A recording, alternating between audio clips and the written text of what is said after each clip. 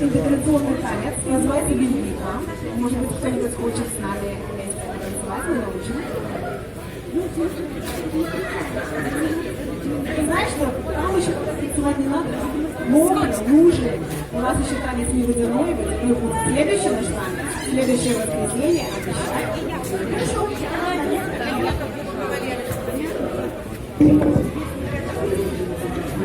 Уже на улицу уже можно, там нету даже, да? Или тоже надо формировать?